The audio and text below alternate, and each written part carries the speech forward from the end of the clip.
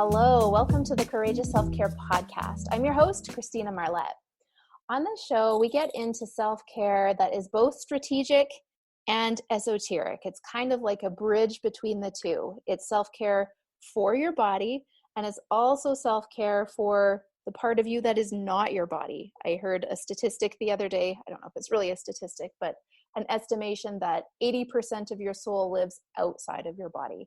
And so if we just tend to focus on what the media tells us is self-care, which is nutrition, sleep, hydration, and rest, then we're missing out on the full self-care experience. We want both internal and external. And so I love to educate on this show about what both of those look like and give you strategies on how to do it. I think it's super helpful to have a guide because one of the biggest mistakes people make with self-care is thinking that they have got it all covered and that they can do it all themselves, because that word self is in there and it's kind of misleading. But generally, we need to go outside of ourselves and get support and help, especially for accountability and community and information. So here I am. I love to do this for you. And I also love to get people who are on the same journey and are also filled with interesting and valuable information to be guides on the show as well. So today I have with me Robert McGuinness. Robert, welcome to the show. Ooh, thank you so much for having me, Christina. I'm so happy to be here and love this theme of courageous self-care. Thank you. Me too. So Robert, tell us a little bit about who you are and what you love to do. What lights you up? Yeah, thank you for asking.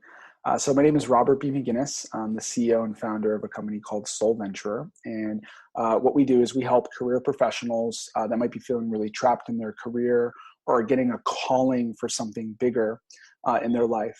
Essentially, we help them navigate their journey out of their career and into their calling in a way that doesn't interrupt their current family or financial needs or obligations that they might have, using a really unique model that I've uncovered, navigating myself out of my career and into my calling. And that's a little bit about myself and my company, but who am I and what I love to do? I'm just an old soul who has a lot of really beautiful wisdom that I love to share. I'm really, really emotional and connected to my emotions. And I believe in, as a man, holding the container for both my masculine and my feminine energy in a really powerful way. And what I love to do outside of my normal hobbies, big into snowboarding, golfing, working out, CrossFit. I like house music. And what else can I say? I enjoy live experiences as well. So yes. Yeah, getting off the screens and looking at human beings in the eyes and going heart to heart with hugs, right? You can't replace it. No, you can't. Well, thank you for sharing all of that. I know that's really going to land with a lot of people in the audience because so many guests on the show have been the kind of people who have been on this journey that you talk about. And that's often their story of courage, is going from, I feel trapped and in my soul-sucking job, and I have something that's bubbling up. And the guests that I've had on the show, they've generally made the transition in a painful and bumpy way on their own. And it's so amazing to know that there are people out there like you who can help with the transition and make it seamless with guidance, which sounds really, what's the word? It feels so heart healthy. Yeah, thank you for sharing. And I agree. I believe we're living in a really unique time in our society where there are really two big shifts that are happening. You know, there's a new economy that's emerging faster than ever before. And underneath that new economy, you have the rise of the internet, you have social media, right? And then we have robots, we have automation, we have software, right? Which is really, as you're seeing, it's kind of shrinking our middle class. And in this new economy that's emerging because of those things that I mentioned, it's almost like you're either a producer or you're a consumer. And I believe that in this new economy that we're transitioning into, that the best way to produce is actually to deliver from your soul, right? The most value that we can deliver in this world is our unique essence and our unique gifts and our unique knowingness and our unique expression. And how do we take that and transmutate that in a way that is making an impact in the world that is our unique expression?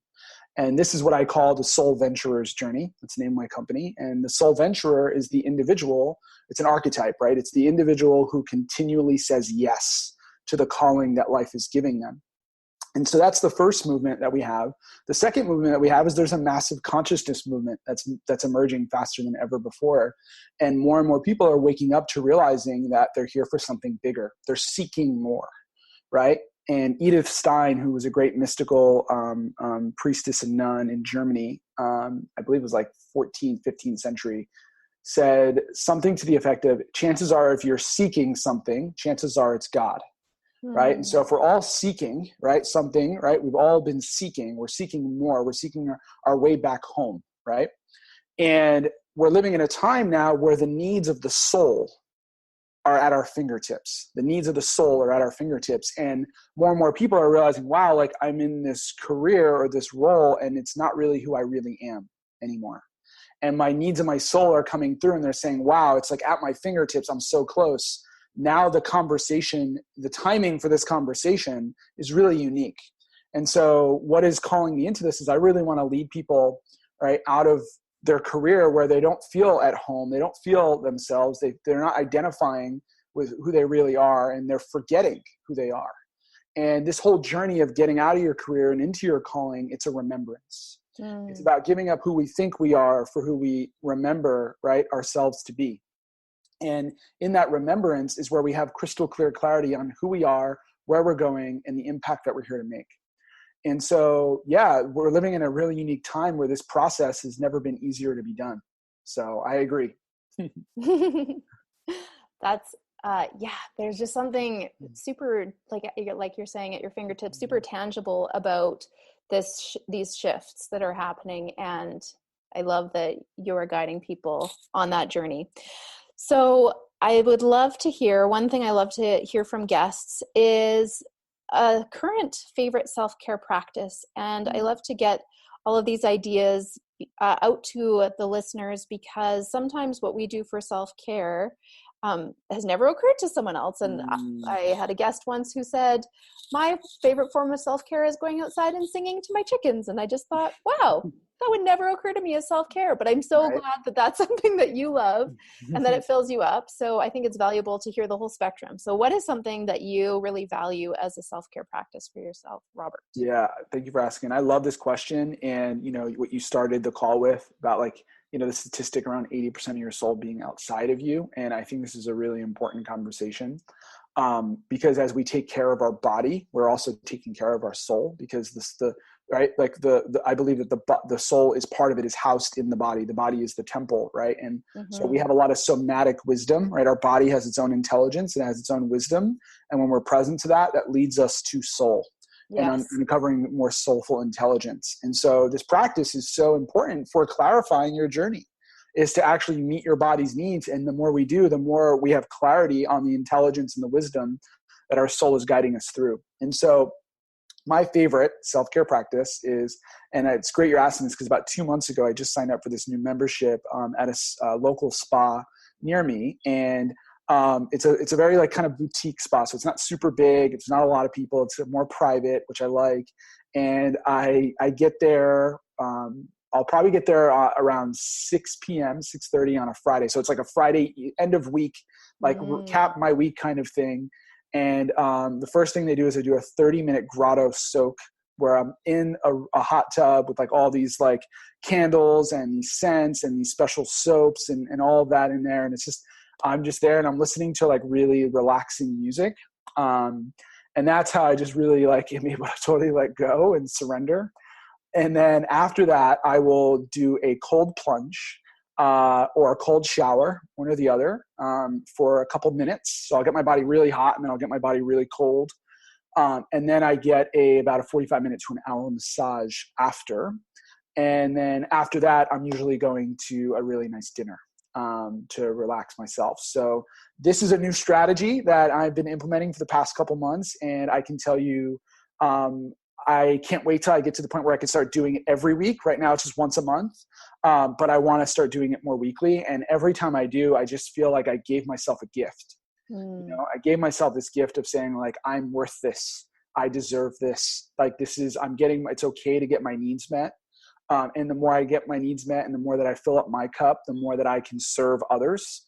Right. So like I used to come from this place of feeling very selfish in taking care of myself or like not wanting help. And what I've uncovered through, the program that we're both in is learning to give myself the capacity, expand my capacity to receive and say, wow, I do need this, or I do deserve this, or I can claim this. And I have full permission to give myself these things. And, as both of our mentors, Alex Moscow says, we got to treat ourselves like the $1 million resource. And, that's learning to treat myself like that $1 million resource has greatly impacted my ability to have a bigger impact because I have a full cup. So, those are just the new strategy. I'm really loving it. And I'm excited to really pick up the volume and the frequency of how many times I go to. So. Yeah, that just sounded absolutely delicious. I love going to the spa, and I appreciate, Robert, how you took it to a much deeper level. Like you can just go to the spa and get some surface treatments and just really focus on the surface. Or you can take it to a much deeper level, like you said, expanding your capacity to receive, having people as part of your team who are caretakers of your body temple, and really nourishing yourself in a way that feels, for me, when I go to the spa, I get in touch with the vibration of luxury. And that helps me feel at home in my body. When I'm being taken care of, I just feel so nurtured. And I was lying on the table one time. I love to get body wraps and the hydro massage showers. And that's one of my favorite things to do in the world. I love doing it. And I remember lying on the table one time and just thinking, that is why I love coming here so much, because it feels luxurious and it feels like I'm worth it. And it feels like I'm really deeply valuing myself, and I don't have to do it all myself. I get to have experts who hopefully it's their passion to give these treatments. I always assume the best. And just to be really loved in that way. There are a few things that feel more nourishing to me than going to the spa. So I love that you talked about that. Yeah, what you just said sounded more delicious than what I did. And I totally agree with the luxury thing. Just like giving myself permission to feel like I can receive abundance. I feel abundant when I do those things. Yes. And that feels really, really good. And so thank you for sharing, and thank you for leading this podcast. Like, I think this is such an important conversation for everyone to have, and to really give themselves permission to take care of themselves, whether you're a mom or a dad, a brother or sister or relative, or you have a full-time job, if you're working really hard, giving yourself permission to take time for yourself in direct proportion to the amount that you're working hard, I think is really important. We're living in a society now where burnout is really real. Adrenal fatigue is really real. And, those things really have an impact on the longevity of our life, and really finding the right strategies that can really allow us to be more sustainable for the future, I think are really, really important. And so I just want to say thank you for leading this podcast and this conversation. You're so welcome. Oh, my brain is just firing with so many directions that we could go. But one other thing I want to touch on is I agree with what you're saying in terms of having it start off as once a month, or like for my spa experiences, I was doing it quarterly, and I would look forward to it for an entire quarter, and it would just feel so amazing when I was there. And so maybe it starts off annually for you, and maybe the spa isn't your thing, but I encourage you, while you're listening here, to take some time to reflect on what it is that actually fills you up, because I can pretty much guarantee that binging on Netflix and eating a whole bunch of potato chips and things that might be masquerading as self-care, they're not necessarily the things that are contributing to your highest good. They're not actual rest. They're not actual rejuvenation, especially if you're in the dark by yourself, unless maybe it's meditation. But just to get really clear on what it is that fills you up. And even if it sounds like something that you could never treat yourself to, find out a way that you can make it happen. Like maybe it's once a year, maybe it's quarterly, maybe it's weekly and you're working up to more. And my vision for myself is to go to the spa and experience something different once a week. Mm-hmm. Right now I'm at the point where I can do it once a month. And so having this continuum and a vision for yourself for self-care experiences is a really, it's nourishing just to have a plan and to know what it is that actually fills you up. So I encourage you to take some time and get clear on that if you don't know what fills you up, and do some reflection and create a plan for yourself. Like, best case scenario, if I had all the resources available to me, this is what it would be. And right now, this is my current reality. So this is how I'm going to make it happen in this circumstance. Yeah, absolutely. I think you hit on a really good point, which is there's a distinction between escaping and self-care. Yes. Right. There's a big distinction between like, okay, if I'm just going to binge watch, or I'm going to binge on ice cream right now, or, I'm going to go out and, maybe have a couple drinks, right? It's like, there's a total distinction between escaping, right, and self-care. When you're escaping, right, it's like we're losing ourselves in things, right? And when we're self-caring, we're taking care of ourselves, is when we're filling ourselves up and we're actually gaining our sovereignty, right? And really what's happening is the soul is landing in the body when we're in sovereignty, right? When we're taking care of self-care. When we're losing ourselves, we're losing that connection between the soul and the body. And I think that's a huge, huge distinction. So thank you for sharing. Oh yeah, I like that so much that I wrote it down. I love it. All right. We're going to pause here for a quick commercial break. And when we come back, we're going to hear Robert's one of your multitude of stories of courage. So be sure to stick around.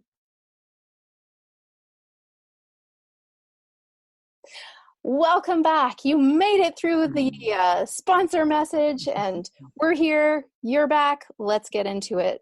And Robert, before you share your story of courage, I just want to touch base and explain why we do this. If this is your first time listening, or if this is your 200 and I think we're at about 208 episodes time listening, the reason, there are so many reasons to get into the energy of courage, but I feel like what I want to share today is courage is such an important skill set.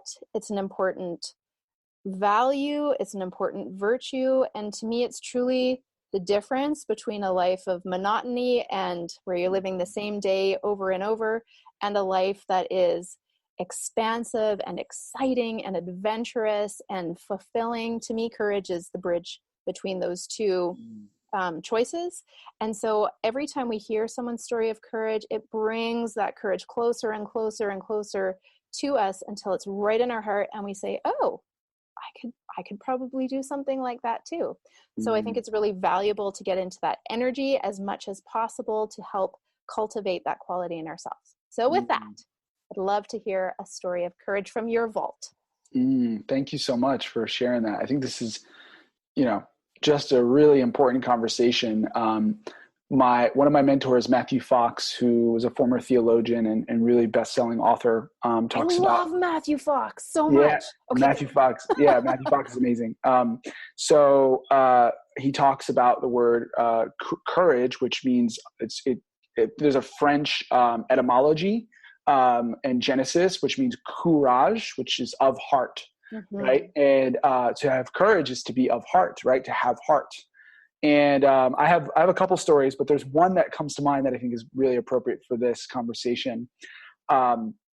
So prior to the program that you and I are both in, I was in another mastermind with my buddy Ben, and Ben has this really amazing gift of putting on unique experiences for his clients and the mastermind experiences that he puts on. And they're all out in nature. And they're also like, some of them really have you on the edge of your seat, where like you're either climbing a mountain, right? Or, we went to like one of the trips we went to Guatemala, we climbed a 9,000 foot volcano, right? Wow. We, one of the trips was, we went to Costa Rica and we went through like this jungle, right? And he has a really amazing gift for putting on beautiful experiences. And my first ever experience with him was when I was just really stepping into my personal growth journey. And he, needless to say, really surprised me and delivered a strong pattern interrupt because I have this fear of heights. And he took us to Angel's Landing in Zion National Park. And if anyone that has ever done it or listening, you know that there's the last part of Angel's Landing where you're pretty much holding onto a chain. and it's like the trail is maybe a foot to a foot and a half wide, and then it's all exposure. So it's 1,500 feet down. And at that time, I didn't know, my heart was racing. My palms were hyper sweaty, and I'm like, Ben, man, really? Like, you're taking me here? And I wasn't expecting it, and it was a really powerful lesson for me. Well, before I get into that, I had started so I did, like, I was up to about 75, 80% of the trail. And then we got to the part with the chain, and I just found my limit, and I said, hey, like, this is my limit. Like, I feel comfortable right here. And, I tried it, and I just was like, I just don't feel safe. And, for me, that there was two elements of courage. One, just sharing where I felt like my limit was in front of a bunch of other men. Like there was a lot of vulnerability in that for me, and just like sharing where I was. And the second was that in me claiming my limit, the other lesson was like, how many times in my life was I wanting my journey to be easy?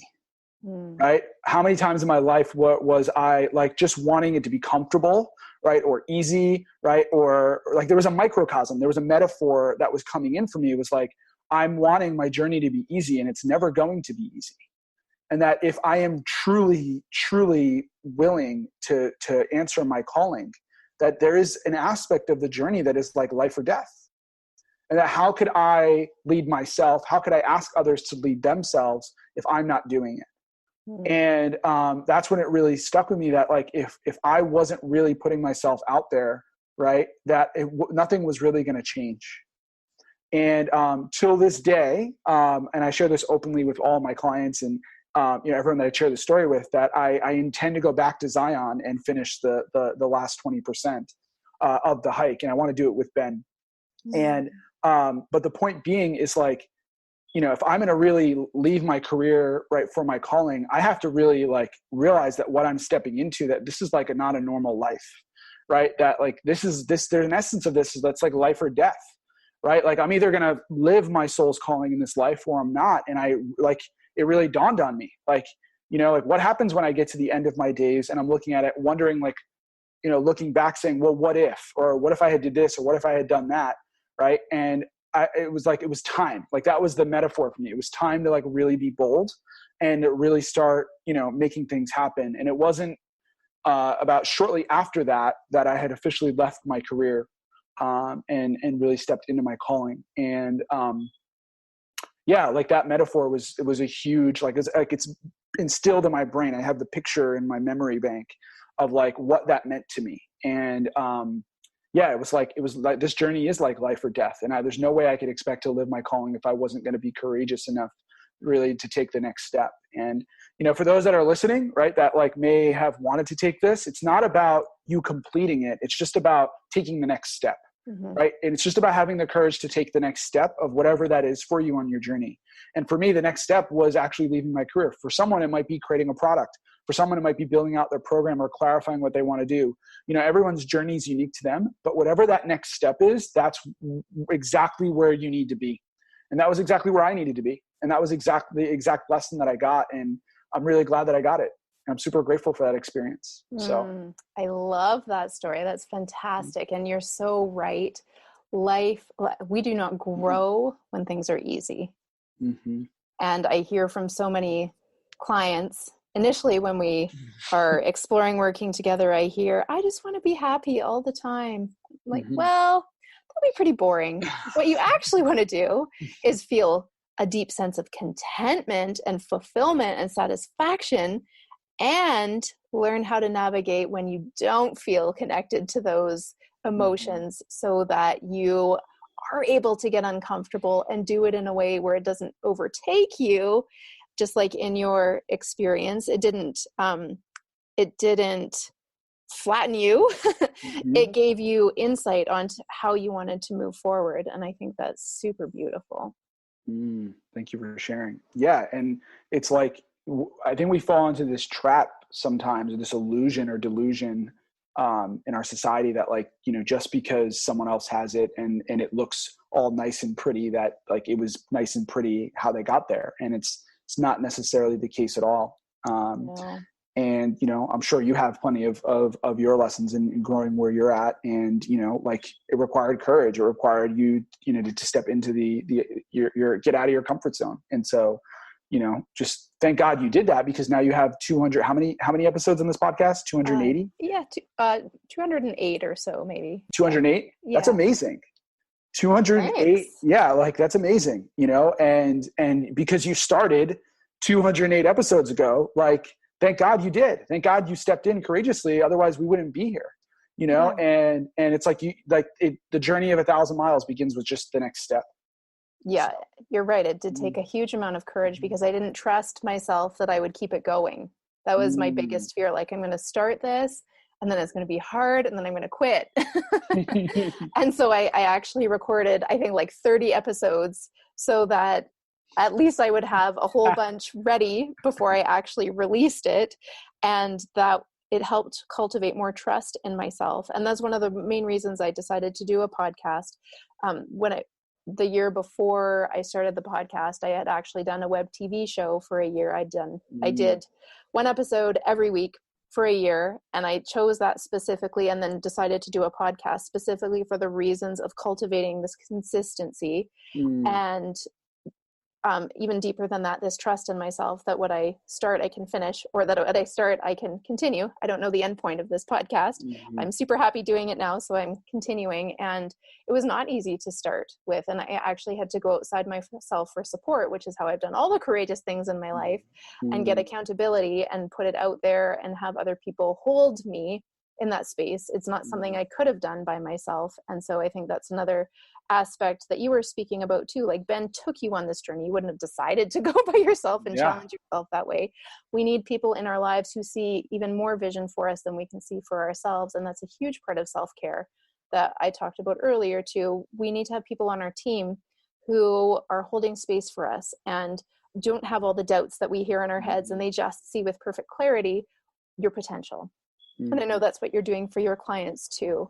And it's just so important to understand that investing in yourself is the best investment you can make. Whichever area of your life you're making that investment, that is the best money you can spend, is to get help so that you can experience the expansion and the joy that comes and the aliveness that comes with that expanding. Amen, sister. Amen. I couldn't agree more. I just wrote a post on this on Facebook the other day, and I watched the Conor McGregor UFC fight, and after he had won, Tony Robbins had walked into the ring with him. Pretty much Tony was training him because he had a really big loss, Conor, last year. And, it was like the biggest loss of his career. It was embarrassing for him. It was like all over the world to see, and there was so much that led up to it. And he had the courage. Why I was proud of him is because he had the courage to look at himself and say, like, there's a reflection here. I need to get better. Like, and he made an investment, probably the biggest and best investment of his life. And he came back and won his next fight. And regardless whether you follow the UFC or not, it's about, like, can you see the reflection that life is giving you right now?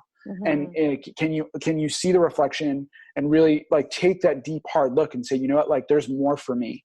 Like, there's more for me to put out in my life, and there's more inside of me, and I need someone helping me to do that. And, making an investment in myself has been the best decision I ever made. And it will be, personal growth is the highest value of my life. Like, I'll be continuing to grow to the end of my days. And that's the beauty. Like, anyone can grow, anyone can learn. Right? Like, it doesn't take, a wizard or a genius to figure this whole thing out. It just takes a willingness to learn and stay open to the reflection that life is giving you. And, being willing to have the courage to make the investment. And so, yeah, I can't agree more. It's the highest investment and the best investment anyone can make in themselves. 100% seal of approval or stamp of approval on that statement. So, Robert, I know people are feeling your passion, and there are so many people who are still stuck in what they feel is a dead end, or they feel super blocked, and they know that there's something more. So if they want to get in touch with you after listening to this, how can they reach you online? Yeah, absolutely. So a couple things. I have a gift for everyone listening. It's my Soul Venturer guided meditation. And it's a beautiful 20-minute meditation, which you can do right when you wake up or before you go to bed. And what it helps you do is to help you uncover where are the unconscious blocks in your life that are preventing you from taking the next step on your journey out of your career and into your calling. And to keep it simple, what I've uncovered is a map. There's a map that anyone can use in any industry to get out of their career and into their calling. And there's really three phases. There's finding your path. And what finding your path is all about listening. It's about listening to the pain, right? And that you may have, or the soul sucking energy you're experiencing, because that's a sign, right? Pain is angelic messaging showing us that we're here for something bigger. And so finding is all about listening. And when we listen, we then uncover what direction we're meant to head into. And then we get to our path. And then what we see is there's all this stuff in the way. There's all these trees down. There's all these obstacles. There's all these things obstructing our view of having clarity. And what those pieces represent are the parts of ourselves that have forgotten. And when we heal and we remove those parts of ourselves that have forgotten, we then remember and we have clarity on the path on how to get from where we are to our castle or kingdom or queendom on the other side. And then there's walking your path. And walking your path is all about becoming the walking, talking, living, breathing billboard of your truth or your message that you're here to share with the world. And what I guide people through, depending on what stage they're in, is a program that helps them just move forward to the next step in their journey. And on my website, which is soulventurer.com, SOUL-venturer, VENTURER.com. I'll put it in the chat box. And you can learn more about your journey, where you're at, and what might be the next step for you. And if anyone would love to learn more about what I do, you can also fill out one of our forms and we can have a quick chat and connection call to see if we're a good fit. So all the gifts for everyone. This is an amazing podcast. Thank you so much for having me. Super blessed and grateful to be on here today. Thank you, Robert. So make sure if there's some sort of something, an intangible energy that you're experiencing right now, it might be a quickening of your heart rate, it might be sweaty palms, it might be tingling, it might be kind of feeling just uncomfortable. Take action and access Robert's free gift. Do the meditation, and definitely if you are stuck in that place and you feel like that path that Robert described is appealing and something that is your next step, please do reach out to him because he is magical at what he does and he's helped so many people make that transition seamlessly. So yeah, my full endorsement, Robert, and I'm so glad to have experienced your energy and our conversation together today. Yay. And I feel like you are such a gift. Oh, thank you so much. Likewise. And thank you so much again for having me today. Super appreciative. And thank you so much for being the courageous self-care leader that you are and, really delivering this message and really learning to trust yourself, and be courageous in that. So thank you so much. Oh, you're so welcome. Yeah. When I consciously chose to put the word courageous in my business, I'm like, well, I'm going to have to step things up. That's a high standard. Yeah. Yeah. All right. Well, beautiful. Thank you, Robert. And thank you for listening wherever you are in the world. I think we've got about 36 different countries on the map, listeners tuning in and learning about courageous self-care. So I deeply honor you for being here, taking the time to listen and educate yourself, get into this energy of courage. I do hope you come back again. I have all sorts of interesting guests lined up, and on occasion I do teaching episodes too, where I'm giving you some really concrete strategies on how to expand your self-care experience so that it's really full of depth and meaning and really filling you up in the way that you are longing for. So thank you for listening. I look forward to connecting with you again next time. Bye-bye for now.